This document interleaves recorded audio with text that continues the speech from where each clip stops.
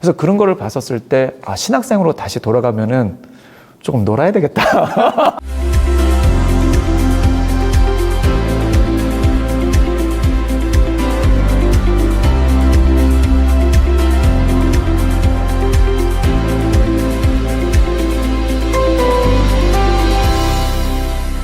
내가 신학생으로 되돌아간다면 나는 이렇게 살 것이다, 혹은 이렇게 장래를 준비할 것이다.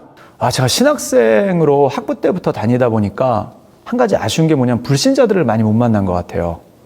그래서 학부도 신학교, 그리고 신대원도 신학교, 그리고 전임 전도사 또한 전임 목사로 계속 사역을 하다 보니까 결국 믿는 사람들 틈에만 있잖아요. 그러니까 어느 순간에 제 세계관이 이 믿는 사람들 안에서만 그 구성이 되는데, 그러다가 안 믿는 사람을 만났을 때 굉장히 불편하고, 그리고 말도 잘 통하지 않고 마치 다른 세상에 살고 있는 것 같은 사람처럼 느낄 때가 참 많더라고요. 그래서 전에 불신자와 함께 이제 1대1을 했던 적이 있는데, 그때 야, 내가 이렇게 그 불신자들을 몰랐던가. 그러니까 불신자라기보다 예수님 그 교회라는 배경을 모르는 사람들을 이렇게 몰랐었던가라는 생각이 참 많이 들더라고요. 정말 용어 자체 하나하나도 다르고 용어의 의미도 다르고, 그래서 그런 거를 봤었을 때, 아, 신학생으로 다시 돌아가면은 조금 놀아야 되겠다. 그래서 좀 놀면서 좀 이렇게 그 불신자라기보다 교회 밖의 삶을 살고 있는 사람들은 어떤 세계에서 사는지 그걸 좀 깨닫는 것이 좀 굉장히 중요하지 않은가. 그래서 지금 목회를 하고 있는데 지금 놀면은 좀 힘들 것 같고요. 성도님들이 좀 힘들어할 것 같고, 이제 조금 복귀할 수 있는 기회가 많은 신학생 때 조금 세상을 많이 좀 경험해보고 좀 이렇게 안 믿는 친구들과 많은 좀 대화를 나눠보는 것이 훨씬 더 좋지 않았을까. 그게 제일 아쉬운 것 같아요. 최근에 제가 어떤 대학 교수님이랑 1대1을 하고 있는데, 야, 이렇게 같은 한국말인데 이렇게 말이 안 통할 수가 있나.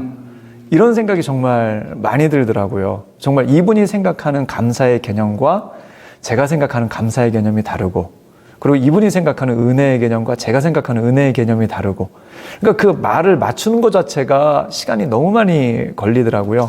그래서 야, 이게 정말 세상에 나가서 복음을 전해야 되는데 이렇게 세상과 말이 안 통해서 어떻게 복음 전할까, 이런 생각이 참 많이 들어서, 아, 신학생 때로 돌아가면은 정말 그런 접촉점을 좀 많이 가져야 되겠다라는 생각을 요즘에 다시 하고 있습니다.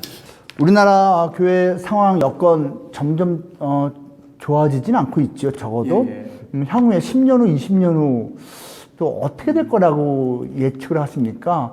요즘에 가장 많이 듣는 말 중에 빅체인지라는 말들 참 많이 하시고요. 그것에 대한 세미나나 이제 책도 많이 나오더라고요.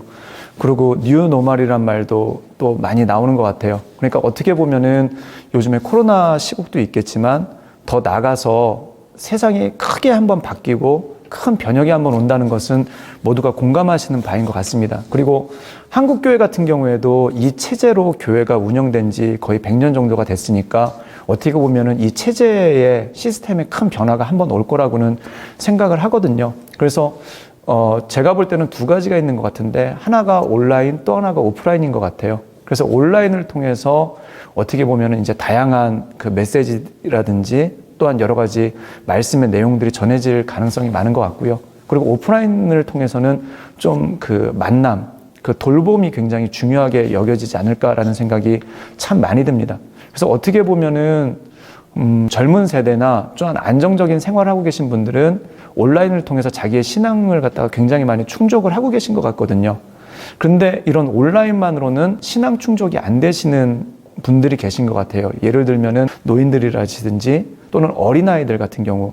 그래서 많은 분들이 온라인으로 본인은 예배드리면서 은혜를 받는데, 자기 애들이 이렇게 텔레비전 앞에만 앉아 있는 거 보면은 어떡하지라는 위기감들이 참 많이 드시는 것 같아요.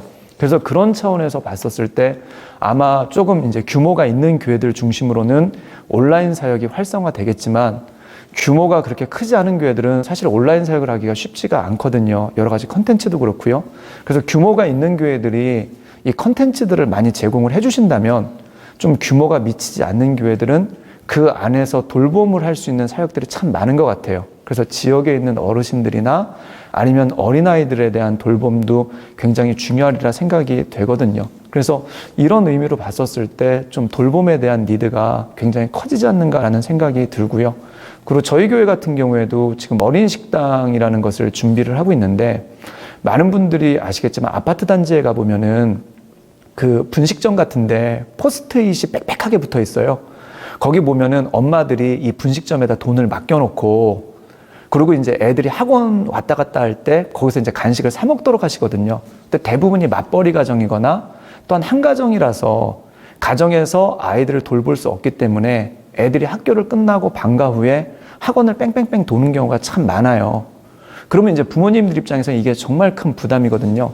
그래서 교회 안에 좀 이런 아이들이 쉴 수 있는 쉼터를 마련해 줘서, 그래서 어린이 식당이 이제 저녁을 주는 5시쯤에 저녁을 주는 건데, 애들이 점심까지는 학교에서 먹고 오니까 교회 와서 여기서 숙제도 하고 좀 놀고 저녁 먹으면서 엄마나 또는 아빠가 퇴근할 때까지 기다렸다가, 그러다가 엄마 아빠가 오면은 가면은 아이들은 안전한 공간에서 보호받을 수 있고, 그리고 부모님들은 아이들이 안전한 공간에 있기 때문에 마음 졸이지 않고 충분하게 일을 하시다 올 수 있지 않을까라는 생각이 들어서 이런 좀 돌봄 쪽으로 좀 많이 신경을 쓰고 있고요. 그리고 또 모세식당이라는 것도 생각하고 있는데, 그건 낮에 이제 어르신들 댁에서 혼자 그 식사하시려면 힘드시잖아요. 세상에서 가장 맛없는 음식이 혼자 먹는 음식 아닙니까? 그래서 그 모세식당이라는 것을 점심에 좀 마련을 해서 점심에는 저희 지역에 있는 어르신들이 와서 식사를 하시면서 좀 교제를 하시고, 그리고 저녁에는 방과 후에 어린이들이 저녁 식사를 하고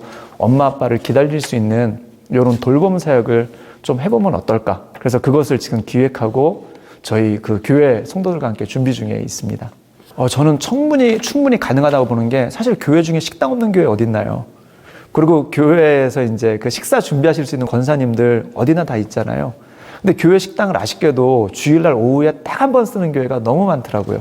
그래서 그것을 제 생각에는 주중에도 오픈을 해서 좀 그렇게 활용할 수 있다면, 교회가 그 특별히 규모가 그렇게 크지 않더라도 주변에 있는 이제 지역민들과도 많이 공감할 수 있지 않을까라는 그런 생각을 하고요.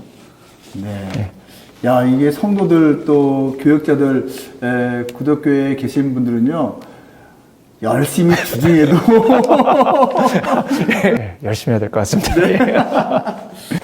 지금까지 살아오시면서 목회자로서만이 아니고 가장 크게 감사할 것 3가지를 뽑는다면, 가장 감사한 것은 첫사랑과 결혼할 수 있었다는 거에 대해서 너무 감사하고요. 왜 다른 데다가 힘 쏟고 마음 쏟고 돈 쓰지 않고 첫사랑과 결혼할 수 있었다는 거에 대해서 너무 감사하고 있고요. 그리고 또 여러 가지 이제 그 목회적 여정이 있었는데, 그것에 함께 가족들이 함께 해줬다는 것에 대해서 너무 감사하고 있고요. 그리고 두 번째는 뭐 아까도 말씀드렸지만 좋은 목사님들 만날 수 있었던 거에 대해서 너무 감사한 것 같아요. 예를 들어서 내가 지금 사역하고 있는 교회 담임 목사님을 내가 존경할 수 없다. 그럼 저는 그것만큼 끔찍한 게 없는 것 같아요. 그래서 나는 저렇게 되지 말아야지만 배운다면은 얼마나 힘들겠습니까? 그런데 제가 사역을 하면서 그 담임 목사님뿐만 아니라 같이 이렇게 이끌어 주셨던 선배 목사님들 중에 참 좋은 분들을 많이 만날 수 있었던 것, 이것이 너무 감사한 것 중에 하나인 것 같고요. 그 다음에 마지막으로는 구덕교회로 불러주셔서, 사실은 제가 부산에 뭐 놀러도 와본 적이 없는데 정말 뜻하지 않게 사역을 하게 됐는데, 이곳에 와서 또 이제 만날 분들을 만나게 하시고, 또한 저랑 같이 이제 비전을 공유할 수 있는 그런 목회자들, 그런 성도들을 만날 수 있었다는 게 참 감사한 일이 아닌가 그렇게 생각이 됩니다.